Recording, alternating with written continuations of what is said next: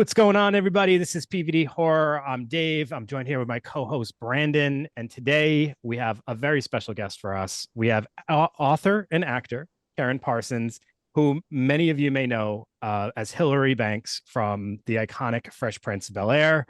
While she's wildly recognizable for that role, many I would say probably few are aware of her roots in the horror genre, so we want to dig in on that a little bit, but also talk about what you're up to today and all that stuff. So Karyn, thank you so much for joining us. Thank you for having me.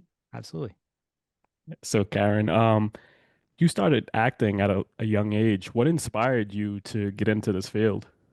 Oh gosh, I wanted to act since I was probably like 6 years old. And Mm, I know it sounds like, what does a 6-year-old know? But I wouldn't let go of it. My mom kept saying to everybody, I guess I found out later, she was telling everybody, oh, she's going to grow out of it. She's going to grow out of it. But meanwhile, I was an only child, and she was a librarian, and she was a very supportive mom.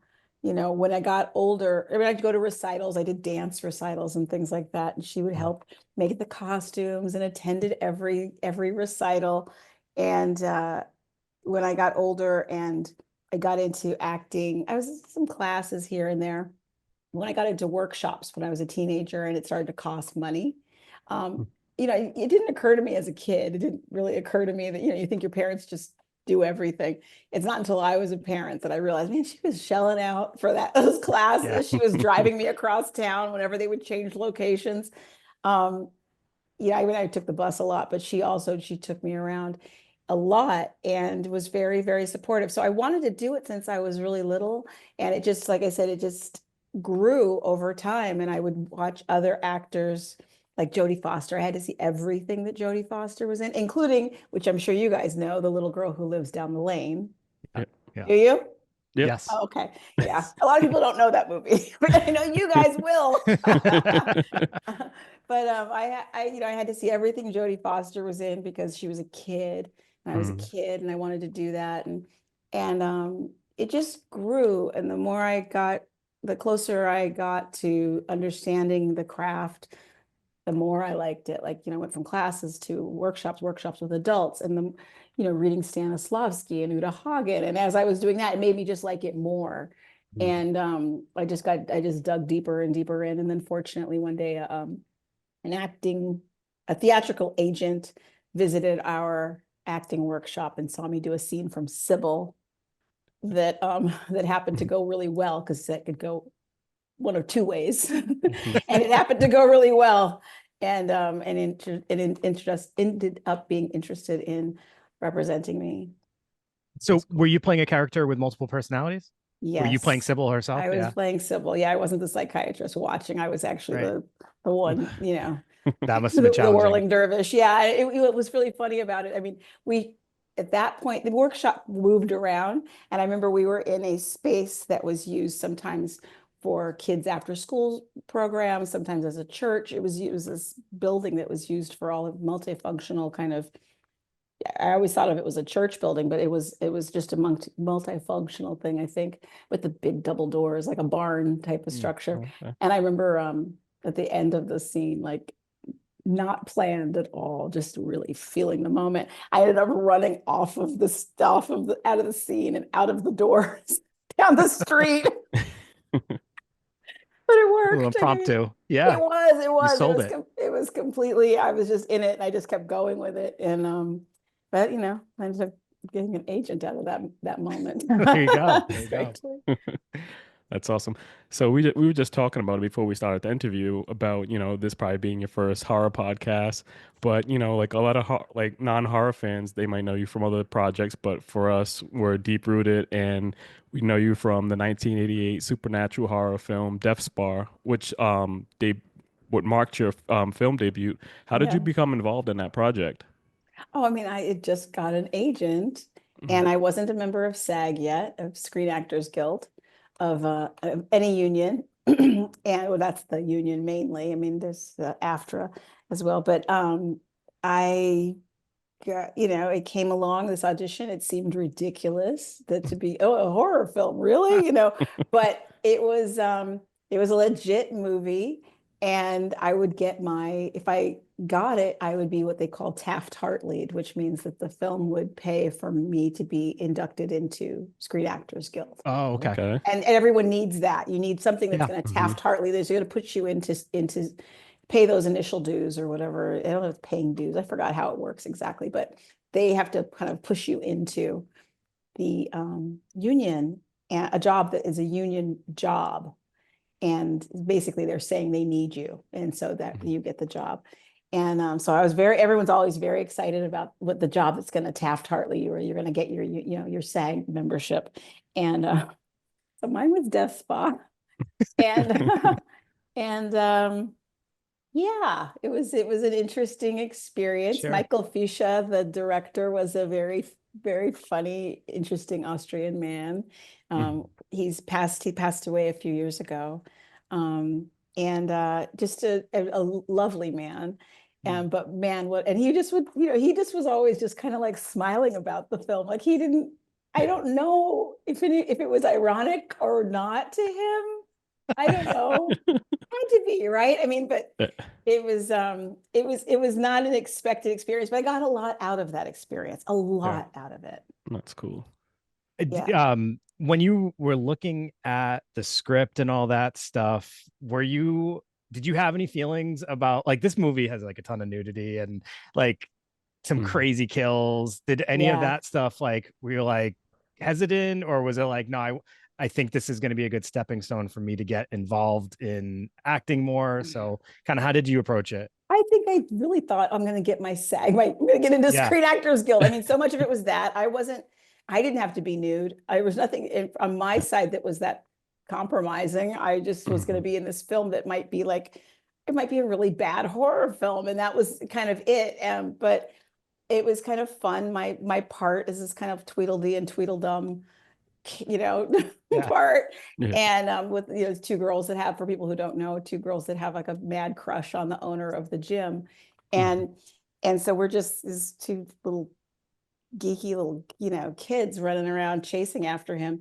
And so it was harmless and it was funny, and I didn't have anything to do with any of these shower scenes and stuff. It all seemed just like very cliche horror film stuff. So it was just funny to me, like, oh, it's just cliche horror film. You got off easy because you didn't have to be in that shower scene, but then they asked you, like, you were in the next scene right after, like, are you okay? As if you were in the shower scene. It's just kind of funny. I don't remember, but okay. Yeah, it's like I was supposed to be in there. Yeah.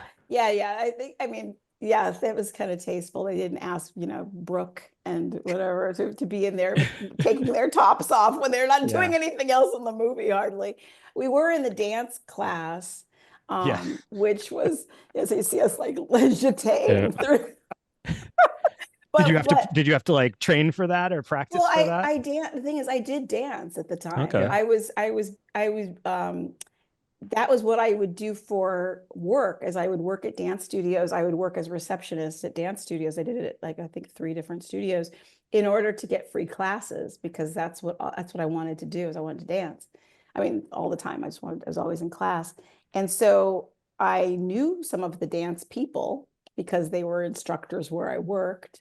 So some of the people that were around, and the choreographer, Otis Salid, was a really reputable video and commercial director. And he took me aside once, and he was real serious with me about, I got my little talking to on the set of Death Spa from Otis, because the other girl that I worked with, I can't remember her name, and we were like buds, on the set, of course, but she wasn't a dancer like I was. And Otis was basically saying, you need to take this seriously and put everything into this and not just write it off, because he could see that I was kind of going along with her and going along with her energy. And I think his concern was, as a young girl and being green, I was just gonna, and she had, I think, done more work and stuff, that I was just going to kind of follow her lead. And if she didn't take it that seriously, I wouldn't take it that seriously. And he could see that I think he could see that I danced, that I was actually, not that I was some amazing dancer, but he could see that I knew what he was talking about when he was in there. I knew what we were supposed to be doing. And it stayed with me, because the lesson, basically what he was saying was just, I was very young at the time, but he was just saying, you have to follow your own thing. This is yours. Yeah. This is your Yeah. time. This is your moment. Yeah. This is a film. You're in this.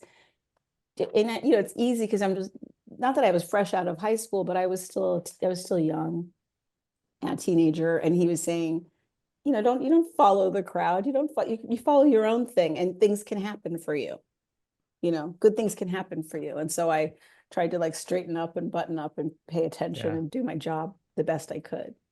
So it's like a super powerful message because it's so easy sometimes to like latch on to a friend or a comfort zone in certain Yes. situations rather than think about how you need to like Yeah. go into it and take it commit. serious. Yeah, Yeah. and Yep. commit and risk failing, risk not looking on top of it instead of being cool and over here. And Yeah. and I'll tell you also what's interesting is years later I would end up working for Otis, a lead on a Coca-Cola commercial. Yeah.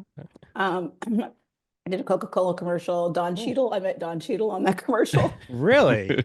Yeah. Yeah. It was a bunch of, I got to guzzle. I got the guzzle shot. It was like, Oh, yes. we gotta dig that one up. That's in the archives Well, you know somewhere. what's funny about it? We did it. It was this whole thing with bunch of actors and they were step dance. It was like a college and they were stepping, right? And so it was like a college and the step dance thing.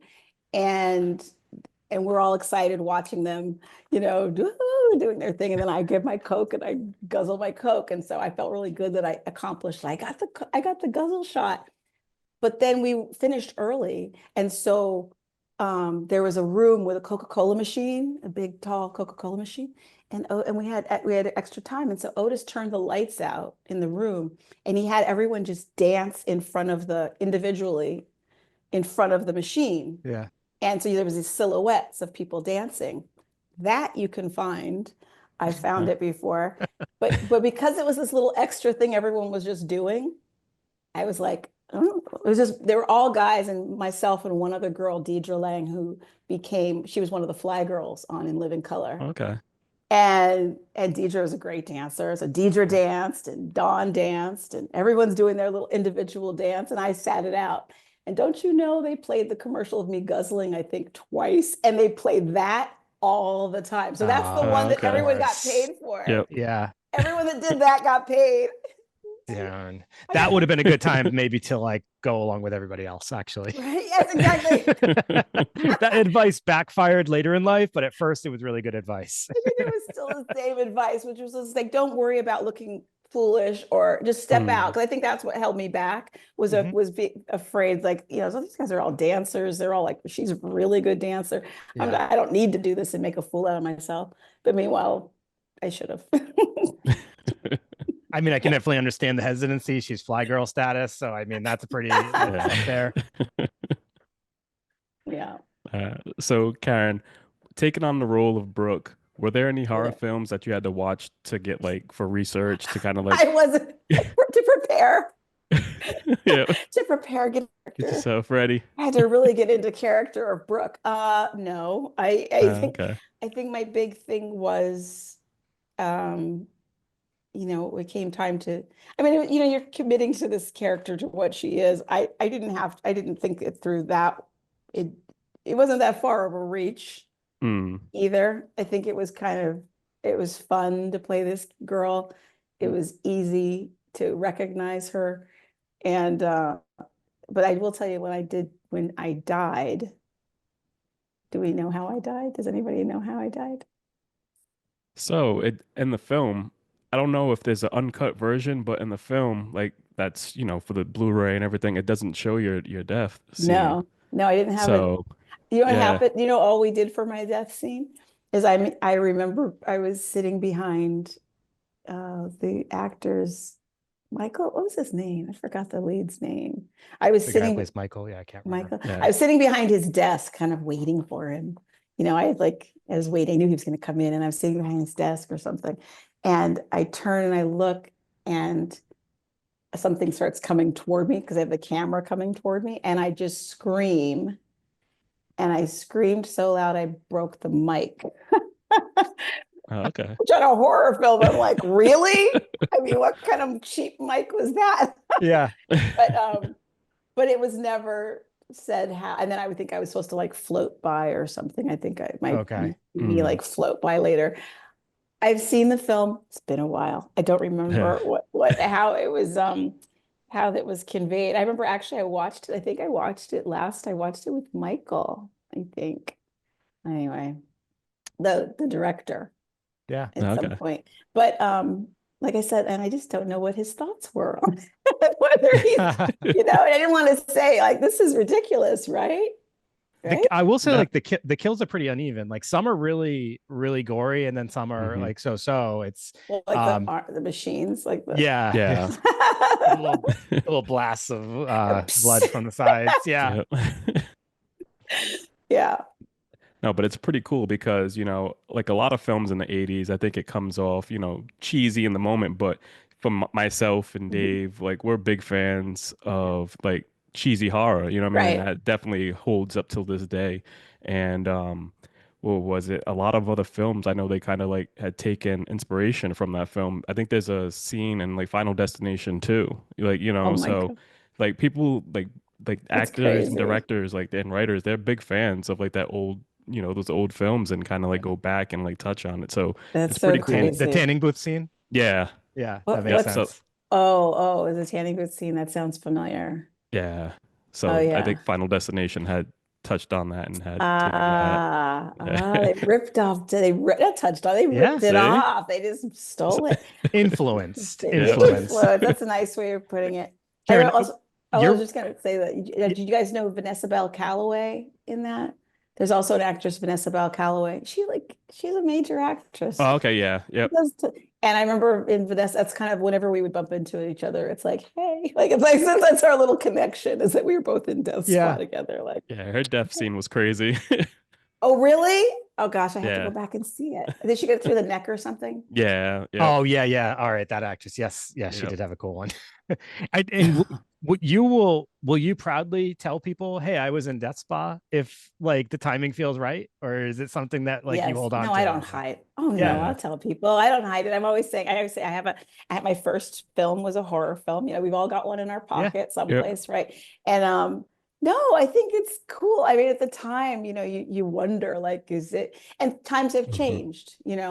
oh there yeah, was a time where actors went to Japan if they wanted to do a commercial because they didn't want anybody to see them in a sure, commercial because they would Mm. hurt your reputation. Now it's like everybody's in commercials, that's yeah, not Yep. a thing. And the same thing with horror films. Horror films were kind of a genre that was reserved for kind of like, I don't know, unless it was The Exorcist, it was considered like a B yeah, thing. Yeah. yep, And that's changed entirely. for So sure. it's not, so Hmm. even if it was a B genre, C, D genre film, it's still the horror thing doesn't have, I don't think it has that stigma that Yeah, maybe it had before. Yeah. I agree.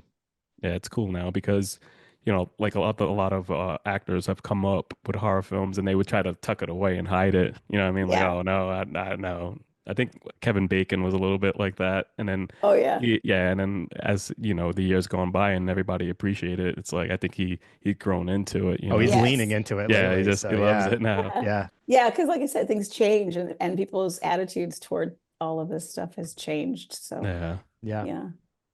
So now, prior to you taking this role, were you a horror fan? Did you love horror movies? Like, which ones were your favorite? No, I wasn't a horror fan. I mean, I I was scared to death that I still haven't seen Texas Chainsaw Massacre. I just I chainsaw. My husband uses a chainsaw. I can't chainsaw just scares the heck out of me. Like Yeah. gore freaks me out. Hmm. I like, and I mean I get scared. I saw The Omen when I was a kid, Mhm. and I can't hear that kind of like and music I hear, Yeah. and I'm like run screaming. Um, and that wasn't like gory horror. When I see horror, I like thrillers, Mhm. and I think because I feel like I can manage that. When it's a horror and it's bloody, maybe if the blood shot out the way it does in Death Spa, I could Yeah, if handle, they were all like Yeah. that. you know. But like Halloween and stuff, I like the Halloween movies. I don't know if I did Major Payne. Yep. So I was, Wow, I actually Yeah. that just like threw me back right there. I totally forgot about Major Payne, yeah. and So you know that's who Yep. my director is, Nick Castle. Oh, okay. I Who did do you not know? know that. So Yeah. he was the Yeah, he's Michael original Myers. Yep. original Michael Myers, which is really weird if you know him, you're like, Yeah. you? No way. Like nothing about him looks like it Right. or Yeah. acts like it Yeah. at all. But yeah, I think I used to watch those movies and the Friday the 13th movies. And no, I mean, I liked them. I think they, even though they might feel like corny, as in they all have those, they have all of their stereotype, characters and blah, blah, blah. They still managed to get me. Mm. And which, makes me nervous. Like I can't watch, you know what I can't watch? I've watched it. I don't know if I watched it all the way through. Is Freddy. Oh, okay. Yeah. Nightmare Nightmare on on Elm Elm Street. Street Yeah. scares the heck out of me. It really scares me. Yeah. There's something about it. So horror is a hard genre for me because I'm a kind of a sucker. That's okay. We forgive you. Yeah. Thanks. Like I said, if the blood kind of just splurted out, like I could see the machine working, Yeah. maybe I could handle it better. But when it's realistic, Okay. it's scary. I feel like you're kind of pitching you would rather see a Death Spa 2 than like most other horror. Yeah, Death Spa too. Yeah. I mean, I wouldn't be in it though. I don't We'll want to make see it it. happen. Yeah. Hey, if Scream 7 can recast all the people that have passed away in Yeah. the previous ones, They're doing that, right? What's Yeah. going on? Death Spa 2 can have you come back. So Yeah. we'll make it happen. I wonder how they're doing that. Yeah, Okay. it's Yeah. crazy. Yeah. So now the film had a limited release in the United States in July of 1988. Do you remember going to like a premiere or anything to watch the film or? No, that's funny you say that because I don't know if I even knew if it ever saw like the theater. No, okay. I don't know if I even knew that it saw the theater. Like I wish I had a picture of it on a marquee. That would be Yeah. so cool. Yeah, because it was odd because the film was released in Japan in 1989 on video before it released on VHS in the United States in 1990. Oh, really? Yeah, so like it's sometimes the release dates and everything was just so crazy, but I know it just made like a Blu-ray release combo pack release back in 2014. So I think that picked up the trend of people getting into the film and like It's learning a so little bit more crazy. about it. So, I think it was like Shout Factory or something that had picked Yeah, it up. one of So, those. Yep. yeah, That's so so wild. I know so many independent filmmakers that can't get anyone to give them a dime for a film about, some yeah. kind of meaningful something. And meanwhile, people are like, give money to Death Spot, make it come Right, out right. again. Everyone, yeah, it's very funny. It doesn't look great on Society, but it's all right. Hey, Yeah. wherever people can get their enjoyment, whatever makes Yes, Yeah. you feel good. exactly. I remember so around the time like the Blu-ray released, I think Entertainment Weekly had wrote an article labeling the film as the worst best Halloween movie of all time. Oh my God, that's so Like we funny. said, as a horror fan, um, we we take that we love that, so we do movie nights with a monthly movie nights with people that come to our events. And we show these films, and it brings a lot of people together. And I think it's so great because everybody has a good time. We can Yeah. laugh, and it's Dave. Talk a little bit more about it. It's turned into this amazing little community of people that all share their love for this Hmm. thing that we all kind of know is sort of ridiculous, but also like Right. warms our heart to get together and to share it and be able to laugh with Yeah. each other, not take each other too seriously, not take the film too seriously. It's like such a nice thing, and that we've been doing this since like 2018, and Yeah. watching like it grow to the capacity. Like we started with like 12 people coming, and now I think our max was like 160 for Troll 2 or Wow. Troll 2 got like that's a really crazy B movie. Well, like the amount Yeah. of people that came out to that one was incredible. So it's like there's so many people that enjoy, Hmm. these types of films I and can totally appreciate understand it. that, especially in a group. I think that that's like because Hmm. it's a guilty pleasure, but it's particularly if you're with other Yeah. people, Yeah. it elevates that pleasure. You know what I mean? Yep. And I It's think what you said earlier is kind of it truly is the case. Like things have like outlooks of things has changed. I think to be a horror fan, like when Brandon and I were younger, being a horror fan meant like you enjoyed these things alone and you didn't really talk to anyone Hmm. about it. But now we like it's kind of out in the open. You can be an horror fan, and people Hmm. aren't people aren't shaming you about it or like Right, judging right, you based or think you're like some kind of weirdo. So right, right. it really has changed, but I think that's super helpful to films like Death Spa and so many Hmm. others because Yeah, now people can share them with others and talk about them right. freely. Yeah. I also, I go to Comic Cons a lot. Okay. Um, and so I'm introduced a lot more to people who are fans Yeah. of the horror films, of the horror genre, but also of actors who you guys would know, who I don't know, so much from the horror work, but they're there with these big lines, and I'm sitting there twiddling my thumbs sometimes, like, waiting for like a Fresh Prince fan to show up or something, Mm. and people, or a Death Spa fan, I guess. Sure. No, no, but you'll see people with this, like, that just flocks Yeah. of people to, because they really garner some true diehard fans. Yeah. Mm. They really do. Yeah. But Yeah. I mean, I would believe that Fresh Prince has Yeah, that we've as we've got our well. yeah, Yeah. we've got our share. We've got our Yeah. share. I was exaggerating, but we have our, Yeah.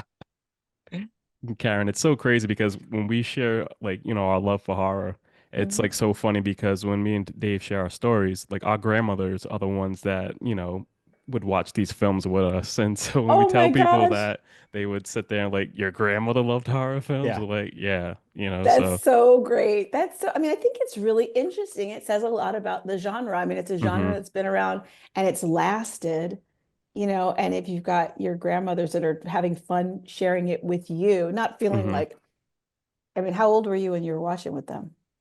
I was young, so I was probably Yeah. around like 5, you know what I And mean? and So your grandmother Brandon was sharing more of like some of the B movie and yeah. like straight to video movies. My hmm grandmother would watch some of like the black and white horror stuff. So they both had like their different interests with it, but it kind of shaped the way we view It's so films and stuff interesting. too Yeah. now. Yeah.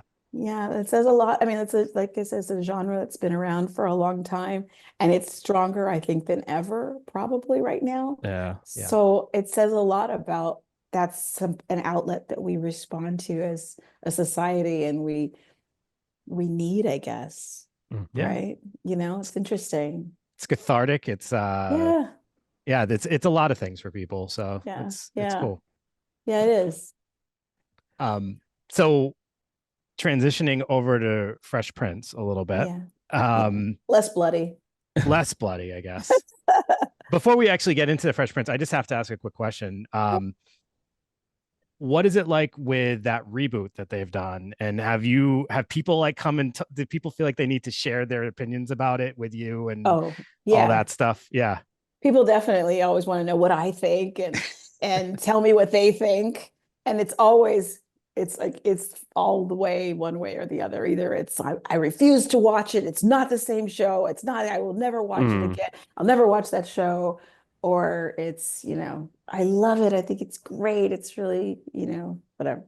So it's like, it's one or the other, but I have nothing to do with this. Yeah. Yeah. Yeah. I'm just kind of Yep. like, yeah, cool. Now, is it true that Def Spa helped you get an audition for the Fresh Prince of Bel-Air? Because it's written somewhere that an NBC executive saw Def Spa late night on cable, and that's how they came across, you in films. Is that true? I love that story on so many levels. I love that. That is so ridiculously not true. I mean, it's like the funniest thing I've ever heard. I had to audition for the casting director's assistant because Okay. the casting director couldn't be bothered to see me because Wow. I mean, I hadn't done it. Only done Death Spy and like, Yeah. I'm like girl number two on this. Yeah, I'd been on, little nothing stuff, right? hmm So, yeah, I auditioned. Took a long time before I saw any executives. I did a lot of auditioning, callbacks, callbacks, callbacks, callbacks, and I don't think anybody from NBC ever knew that I was on Death Spa. If they did, nobody ever Okay. told me. Nobody ever said, "Hey, saw you last night on Death Spa." Never happened. That's funny. Oh, that's awesome. So, The Fresh Prince of Bel-Air had a big impact on my life and Dave. Monday nights, we had to stop what we were doing, come in the house, you know what I mean? And I think that was like so important back then, just that was like family time. Like, you know what I mean? It was like everybody would crowd around the Yeah. TV, and it's so different today. You know what I mean? I think it's like for my kids, they have streaming and they're watching all different shows at Yeah. once, and then so it's like, oh, I miss that. You know what I mean? Like sitting around the Mhm. TV watching like stuff together at times. But Yeah. so I yeah. do too. I miss that as a community, and I mean that Hmm. as a wide, countrywide community. Like, I mean, Yeah. everybody, it was so cool how, I mean, definitely things like shows that came on once a week, and then there was Mhm. like the whole water cooler thing. So the next day, Hmm. everybody would talk about what Yeah. happened, or there were, like, I mean, it definitely with television shows, but also things like The Wizard of Oz used to come on like once a year, you Yeah. know, and everybody, or It's a Wonderful Life would come on at Christmas time. And they were like, you were like, oh my gosh, it's coming on. And you were so excited. And everyone it was this communal thing. Everyone was gonna see it together. Or like, TV shows. I remember when what was it like? The last episode of Seinfeld or something. And everybody was like, oh, it's the Mm. last episode of Seinfeld. Yeah. I didn't even really watch Seinfeld that much, but I wanted to be in on watching the last episode Right. of Yeah. Seinfeld. So, because it Yeah. was kind of a thing everyone was doing. The And shared experience it that was a shared everybody Hmm. was having. experience and it Yeah. connected people. I mean, I Yeah. think we talk about, I mean, I'm not going to get political, but we talk about how, we're all so divided now. Yeah. I have to say, with the internet and streaming and stuff, it's just another thing that has further Yep. divided us because we can curate our world and our bubble and stay in Hmm. it over here. And then we not only do not share these experiences that we were all sharing before, we also keep our stuff separate. I'm just going to keep Hmm. it's like having a subscription to what your life is. And it all just reflects everything you already like. Yeah. It doesn't introduce you to you're not sharing it with somebody across the aisle, say, or whatever. You know what I mean? It's kind of a drag. Like before we were all in it together Yeah. Yeah. with maybe with differing opinions, but we were all in it together. Now we're just differing opinions and it's like you're over there and I'm over here. Yep. Yep. You And know? you're right. Like, also just streaming has taken away that exclusiveness to things. So Mhm. like there's no more hunting to find something. There's no Right. more like we have to tune it in at this time in order to Yes. watch it. It's everything's instant gratification and nothing Yes. truly feels that special anymore. That's so Um, true. And you don't yeah. get the accidental introductions to things Yeah. Yeah. too. I mean, I don't want to go too far, but I mean, when I was a kid and when I was a kid, here I go. When I was a kid and we only had, so many channels, I mean, this is before you guys, but like Jacques Cousteau, for instance, right? Like there would Mm. be shows like Jacques Cousteau's, whatever it was called, or these Mutual of Omaha, whatever, like Yeah. nature shows and stuff that wouldn't have been my choice as a kid to like pick, especially if I had a gazillion channels that catered to me like we do now. But I would end up watching these things and I would learn and be introduced to the most amazing creatures of the Yeah. Yeah. of the sea and all Sure. kinds of things that I wouldn't have thought of that would inform things that went on in my life later. But because they were kind of accidental, like you had to stumble upon. And I mean, Night Shadows was a little before me, but I know that from other people I know, like things like Night Hmm. Shadows, this opera, kids weren't wanting to watch it, but they kind of were forced by flipping Yeah. around and Hmm. having limited stuff. Sure. And so I don't know, it was a very different kind of That's true. You sometimes would watch things not because you enjoyed it, but because it was like you were Mm. waiting for the next thing, yeah, or Yep. like so like if like TGIF was on and there's like four programs and like the third one you don't really care for, you're going to watch it because you're waiting for yes, the fourth one to come Yeah. on. So yeah, you had to learn to tolerate things, and you didn't yeah, just Hmm. say, no, I'm going to go watch something else instead, because no, there wasn't exactly. really anything else. And Yeah. yeah, it's very different. You're Did you guys exactly ever right. see that Betty Davis movie where she played twins? She was like evil twins. I know what one You Yeah. you're ever heard talking of about. it? I Not Baby Jane, but I'm talking about yeah. there's one where it was at that stage of her acting career, Hmm. but she was these evil twins. And I just remember being up late at night and it was like, you stumble upon it and like, what am I watching? It's this old black and white. And I Mm. just see lots of Oh, old black and white movies that way. Yeah. it was sisters, right? Is that what it was called? Yeah. They were sisters. Yeah. I don't Yeah. remember what it's called. That was But the Pretty one we sure. watched, right, Yeah, we Brandon? watched it. Yeah, Yeah, that's yeah, what it yeah. was. Okay. Yeah. Yep. oh, Yep. really? Yeah. Yes, we watched that one. And Yeah. it's so, but as a kid, like I just stumbled across this weird thing, and I would that happened with lots of things, but that Yeah. one I Mm, remember in particular, and they stuck with me, but they were yeah. complete accidents because, you're just fumbling and there's nothing on, or like you said, you're waiting for the next thing, Yeah. and so you have to wait it out and watch this thing, and it opens up whole worlds to you. Yeah. We just lost any viewer that's like in their 20s. They're like, they're No, just I know they're these are like just disgruntled people. Like, no, but I want to I go back in time a little bit sometimes. what we're Like, saying is just shake it up, just like you guys, if yes. instead of, I know Yeah. I know you don't understand how this worked, but what you can do for yourself is just kind Yep. of close your eyes and like hit the thing, and wherever you land, just stay there for, nobody will do that. Yeah. Yep. In a Yep. million years, no one will do that. Another like more serious note about the Fresh Prince and your involvement, I wanted to ask you about. Um, I just wanted to hear your thoughts a little bit about like how you feel Fresh Prince impacted like society and maybe even like ongoing just like shows like that, Family Matters, even the Cosby Show, just like their portrayal of like showcasing African American families in ways that like hadn't really been shown that way before. And like in some ways, I just think it gave people a very different perspective that like everybody felt like they could connect with. And Yeah. like I don't know if you had any thoughts about that at all. Yeah, I mean, I think there are a lot of things that I've noticed from talking to people, more as time has gone on. Of course, I'm able to understand and digest a lot of the influence and witness the influence that the show had on people and compare it. And we were on the tail of the Cosby Show, so we were a little bit like taking the Cosby and like flipping it a little bit. So it was like, Yeah. here's this wealthy, instead of just like, they were as kind of middle class, upper middle class, Mhm. family, we were upper we were upper Yeah. class, and we were doing it, we were all messed up, like we were a little bit wonky. We had Carlton and Hillary as the older siblings, so we had a really dry butler who was just like and so, and then of course the wackadoodle cousin who comes to town. So we were kind of like flipping it like that. What was really cool is, number one, we were poking fun a little, so it wasn't quite as like earnest in a way. Hmm. Um, but we had, what's really cool about Fresh Prince too is we had, what was it, 6 or 7 Black characters, um, and they were all so different from each other. Yeah. Yeah. Everyone was very different. So there wasn't this monolithic, Black people are like this. They all kind of watch, see, dress the same ways kind of thing. Instead, we had, we had the Black Republican, we had the bougie, daughter, we had the young one who's growing up and being kind of very like activist type, Mhm. energy. We had Will, Yep. whatever that is, his thing. We had the lawyer becoming a judge. We had the mother who was this, she actually was this great dancer, but now she's like an educator.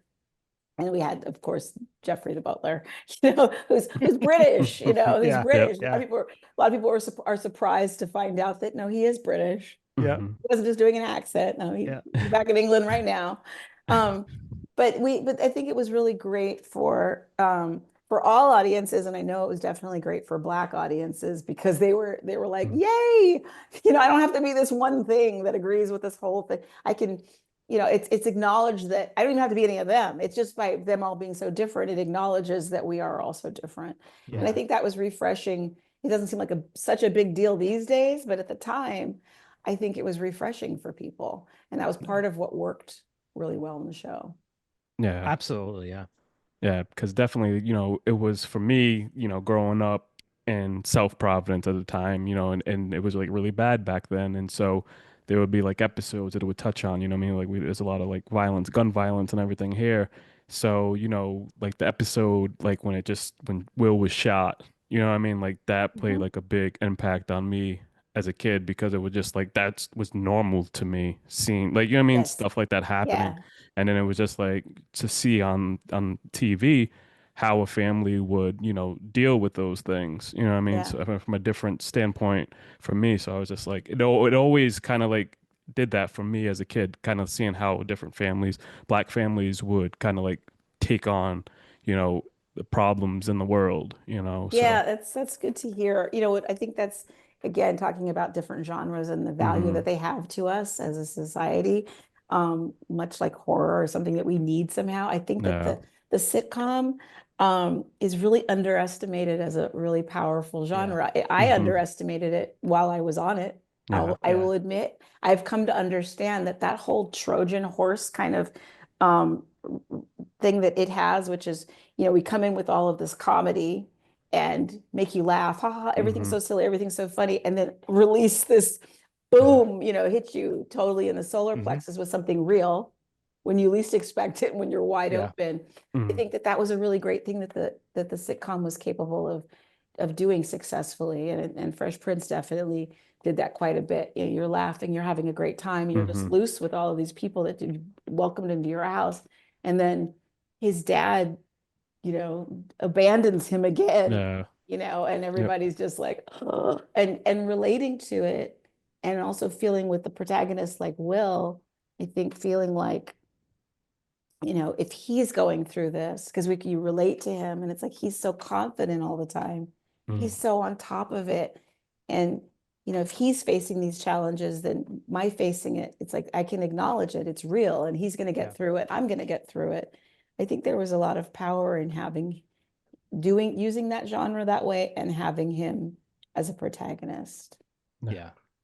And like it was the same thing, like you working with James Avery, you know, and that touched on for a lot of people that didn't have fathers. You know what I mean? I remember like J. Yeah. Cole has a line Yeah. in his song, oh, rest in Rest in peace, Uncle peace. Phil. You know what I mean? The only father I ever knew. You know what I mean? So it's like that, the impact on like how these characters, you know, changed our lives. It was very important, and also for Hillary too, where you know how women can carry themselves these days, you know, and Yeah. doing stuff like that. So it's just been really important. I just want to say thank you Oh, for all thank that you have you. done, you know, because like you said, TV has played an impact for like on our age group. And, you know, I mean, I think I don't know how it would have been if we didn't have shows like Yeah. that, you know. So Oh, thank you for saying it. I did it with Hillary. I was like, I definitely have come to appreciate her more yeah. now than I did then. Sure. hmm I didn't recognize, and times change and people change and generations receive different messages. But Yeah. I do think that where she was kind of this like written off before, the truth of the matter is she was incredibly successful. Yeah. Yeah. You know what I mean? We can say what you Yep. want about Hillary, but she was like, she had a talk show, she was a weather girl, she was hmm Yeah. like, she was just like doing it all. Like she Yep. was, Right. and unapologetic about her way, and you know, and her who she was and how she came into a room. I think that that's something I've found younger generations now. I talk to all the time.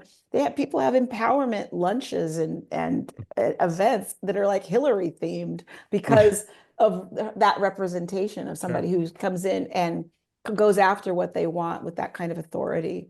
And that's a beautiful thing. I love that. I think she definitely gave me that permission too. hmm Playing her, it was an important it was nice to get that because I wasn't that kind of, I was always like, you make everybody happy and make sure Yeah. everything's okay. And here, and then I got to play her, and it was like, oh, I get to be bad. I get to say what is on my mind. I get to, you know, and yeah, it was good to have a little bit to see that part of me hmm live.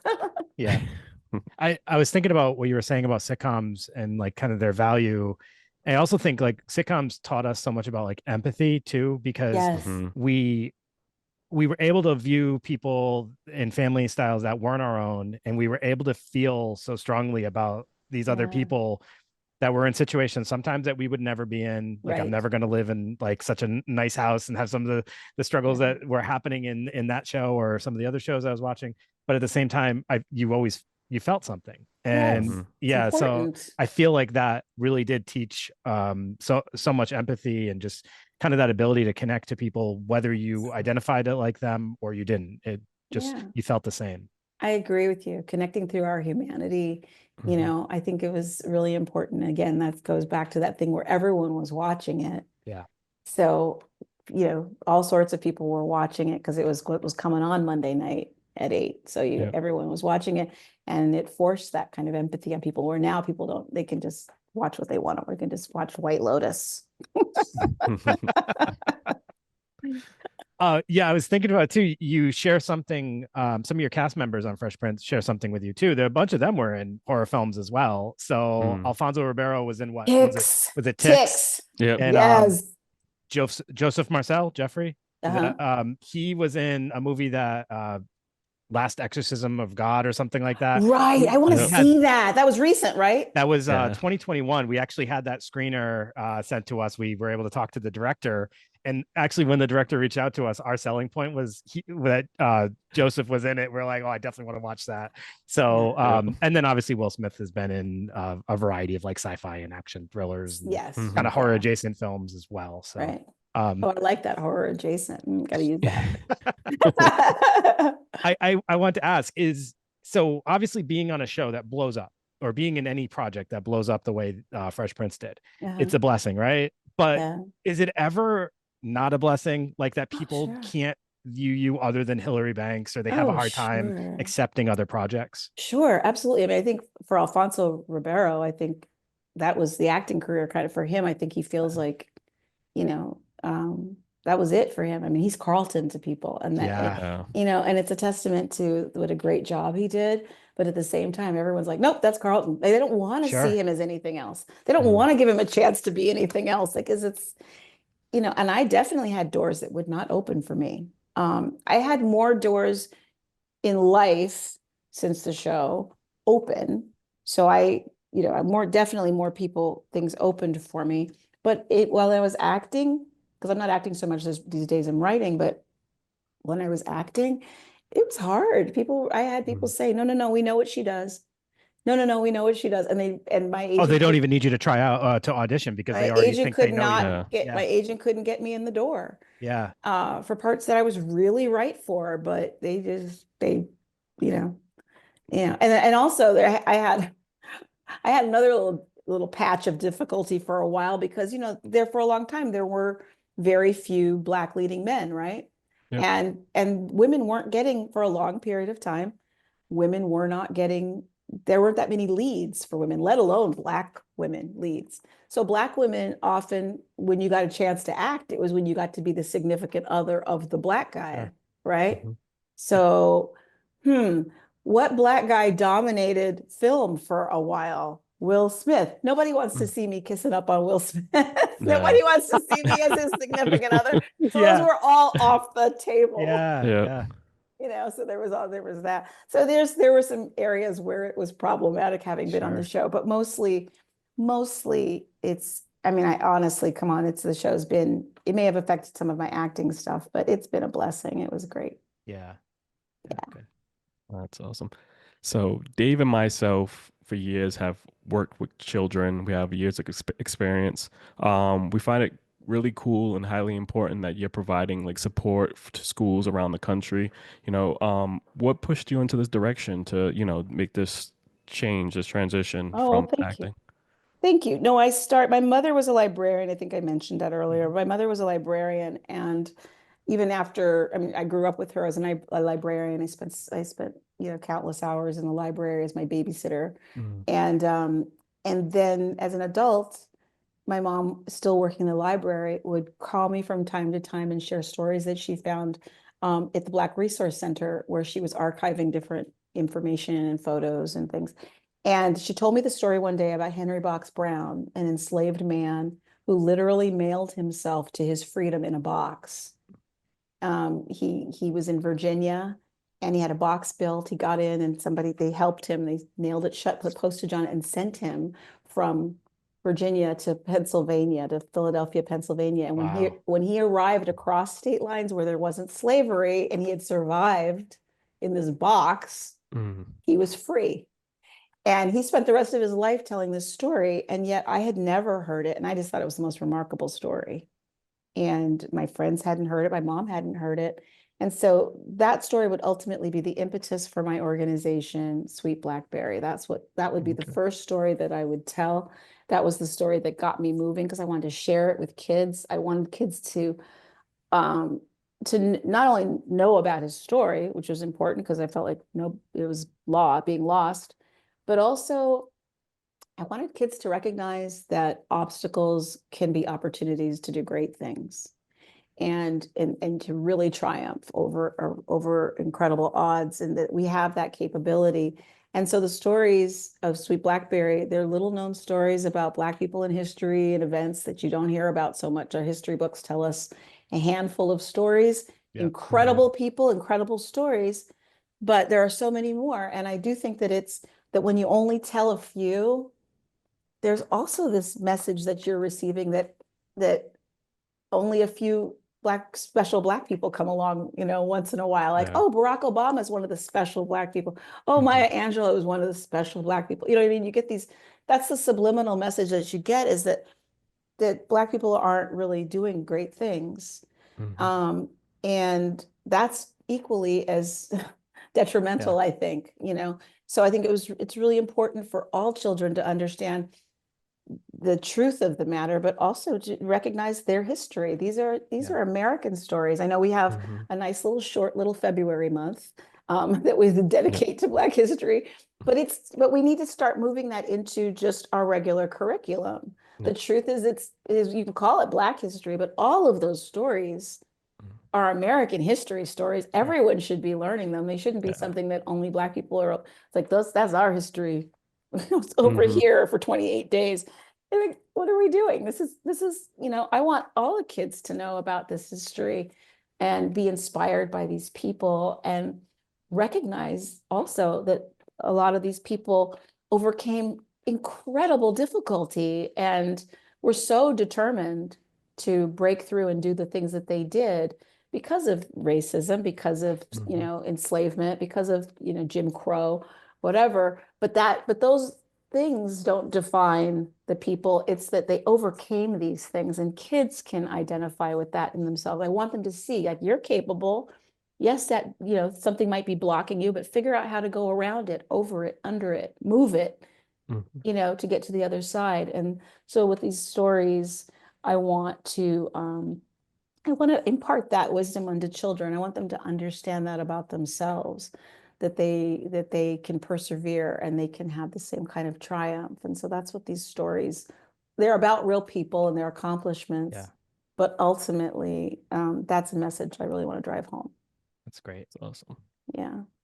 And I also have other books for middle grade, and I'm just finishing my first young adult thriller, not horror, but a young adult thriller story right now. Yeah. I love this concept because you're right. There's so many stories that we won't learn unless we intentionally try to seek out stories. Right. So I do think it's important that, these stories be brought to children and young adults so they can understand them. And there's so many examples that, like, as a full grown adult, I'm still learning, and I'm like, how did I not know that about this period of time? Or, like, I'll share with other people thinking it's more common knowledge, and then, like, they have no idea what I'm talking about. I one of the ones I can share is, like, the 1921 Tulsa race massacre.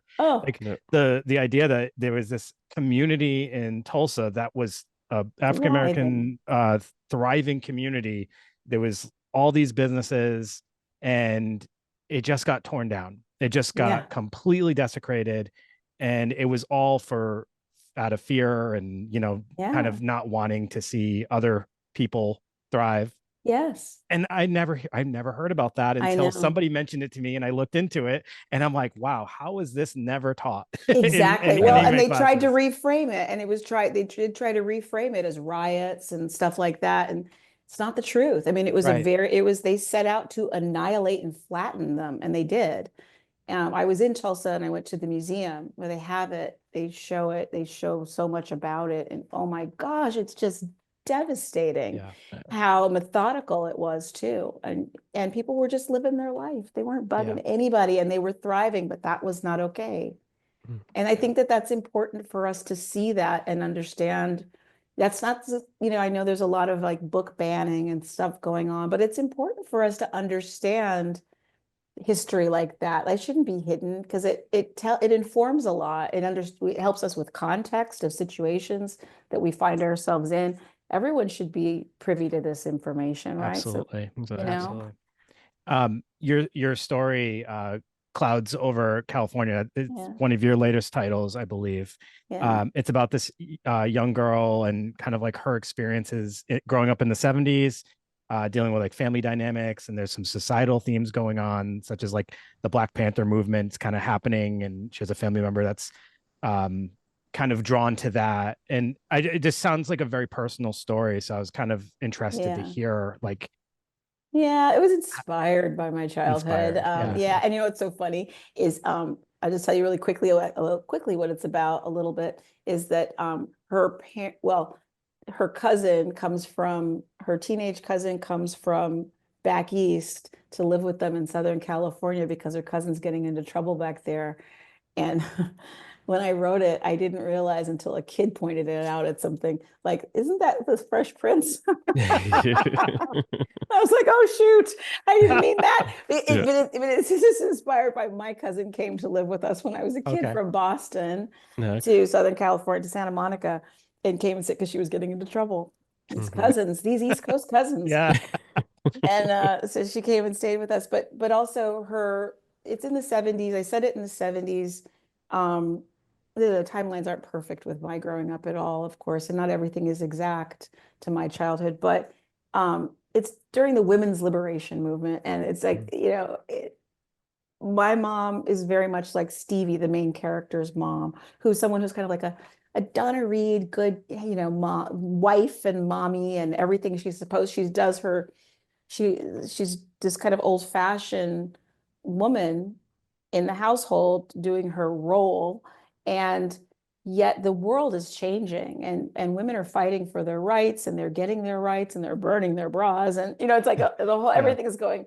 And this teenage modern young woman comes to live with them and turns the house upside down because suddenly she's presenting a whole different reality for the mother. And Stevie idolizes her mother. She thinks she's like everything. She thinks she's so great. She watches old black and white movies with Rita Hayworth and Ava Gardner with her, which is the epitome of beauty.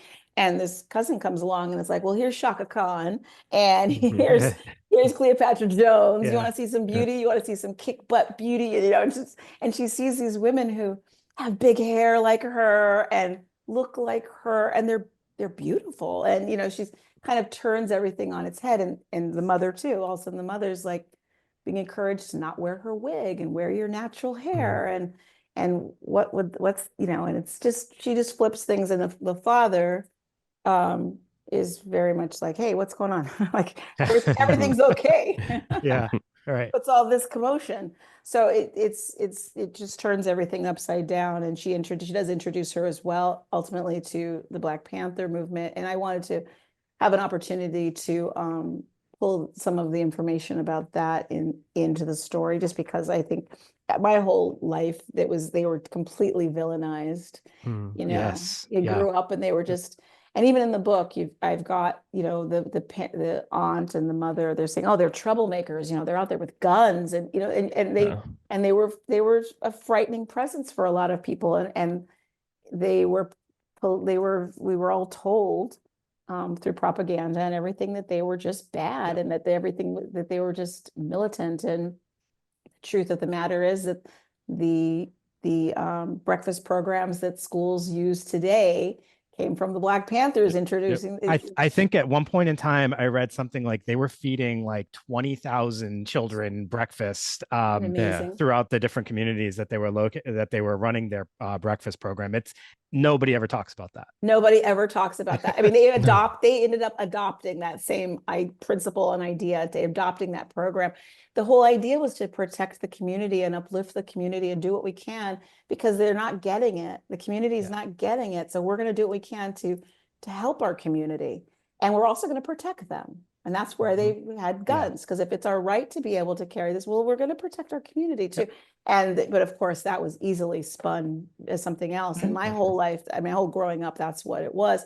I wanted to have an opportunity to kind of show the truth of the matter and show how and why people thought the other, because I think it's fair to show it's understandable why people thought the other thing, and always when we don't have enough information, it's easy to go to what's the news is telling you, what propaganda is telling you, you know. It's sort of like flash forward, and you have like the NWA and like their, you know, gangster rap kind of like talking about like police brutality. That's essentially what started the Black Panther movement, was police brutality and Absolutely. things like that. It was just a different approach Right. about how they addressed it, but Right. even that got, you know, villainized at the time. Yes, So it's just, yes. you know, history just kind of repeats itself. Well, It just and looks a and little the different each time. and the Black Lives Matter movement. Yeah. You know, I mean, that was another reason I wanted to pull that into that story, because there was a lot going on with the Black Lives Matter movement, and that being, again, villainized. And there were things that were all of a sudden bubbling up to the top that were untruths. And I thought it was like, let's just take a look at these things, and hopefully people will always seek out the truth and not just accept the first thing you hear. Yeah. Yeah. Wow. Karyn, thank you for this conversation, taking it to all the different directions we just went. And I know, all over the place, right? No, that's beautiful good. though. I think that's kind of like how a conversation should go when you're talking to people who are of high intelligence and obviously well educated and know what they're talking about. So thank you for sharing everything. Do you want to share with people where they can kind of follow along with upcoming projects or things that you want them to be checking out? Well, you can find, I'm on Instagram, Karyn Parsons, and I think I don't know if it's just Karyn Parsons or Karyn with a Y. I'm terrible at knowing exactly how my Instagram and Facebook are. I'm not on Twitter or X anymore, but I'm on Instagram and Facebook, and so is Sweet Blackberry. You can find Sweet Blackberry both places as well, and see what we're up to and the things that we're doing. Yeah. Awesome. And there's also Karyn Parsons. I think I have a KarynParsons.com website now. I do. I'm awful at all this stuff. Can you purchase the books on your website? You can purchase the books. You can get them through Amazon and Barnes and Noble, but I encourage everyone always, if you can, if it's not an emergency, you don't need it right away, contact your local bookseller and tell them what you want. They'll order it. They'll get it quickly. They will get it quickly. It's much better to do it that way and keep it going that way, because Amazon doesn't need your business. And Barnes and Noble will be okay if you go to your local bookseller. Yeah. And they definitely do need your business. So yes, that's great. And I think you forgot to mention one thing. Death Spa is streaming for free on Tubi. So people, of course, Tubi has it. Tubi is wild. Yes. So everyone can kind of, you know, check out the film and see exactly what we were talking about. Oh so my God, I think I'm gonna watch it tonight when no one's looking. God, it's so funny. I can't get my son to like watch Major Payne, which I think he would really love, but it's like I'm on it, so it's like anything I'm on is kind of like nerdy. I would love when he's not looking to just put Death Spa on and have him just walk by, and if he sees me, I wonder if he would recognize me. I hope it's the dance scene. That would be no, the dance scene's so sad. How old is he? 17. Oh, okay. 17. Yeah. I feel like he could appreciate it. Yeah. Oh my gosh. He has no idea. He has no idea. I'll never hear the end of it. Oh boy. Well, Karyn, thank you again. Everybody, thanks for tuning in. We'll see you next week with another episode, but definitely check out Karyn's books and Death Spa when you have a chance. Thank you. Later. Have a good night, everybody.